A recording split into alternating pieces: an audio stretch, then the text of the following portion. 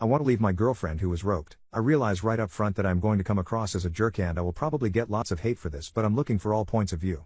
Also, this is going to be very long because I just don't know what to leave out and honestly I need to vent some. Here is the story. A year ago, actually a year and a month ago, my girlfriend was roped as she was leaving work. Thankfully she was not unalived, however her attacker did threaten her with a weapon. Fortunately the store she works at had cameras in the parking lot, and between them getting video of the attack and the bank across the street getting the attacker's car on camera, the police were able to catch him within a day.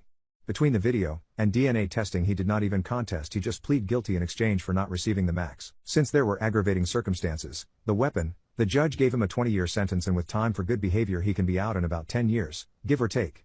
I tell you all of that to make it clear that her attacker is no longer a threat. She doesn't have to fear him coming back for her at least for 10 years or so. Obviously this was a very traumatic event in her life, and while I was not a victim per se, it was also very traumatic for me as well.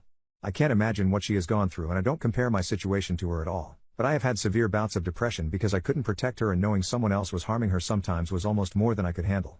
Right after the incident she did not want to see me. I get that, it hurt, but I understood. Her parents picked her up from the hospital and I did not see or hear from her for a week, which I sort of get, but I think I could have gotten a text or something just saying she was okay. Finally a week and her sister calls me and lets me know that she is staying with her parents and she will be calling me in a couple of days.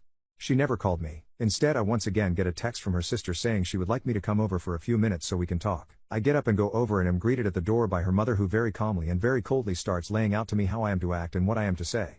I am further instructed to not attempt to make any physical contact with her, as in hug or anything. Okay, again I get it, major trauma. I'm sure they have been coached by therapists/counselors or something in what to say and do around her, so I play along. I walk in and she is sitting on a chair with her dad standing next to her and her sister sitting on the couch. As I walk in the room the sister starts talking and telling me that my girlfriend wants me to know that she is okay, but obviously she has been traumatized and appreciates my understanding in her recovery. She never said one single word to me and barely looked at me. Again, this was right after the event and I'm understanding that this is how it has to be. But honest to God, that entire conversation was just awkward as hell. I leave, go home.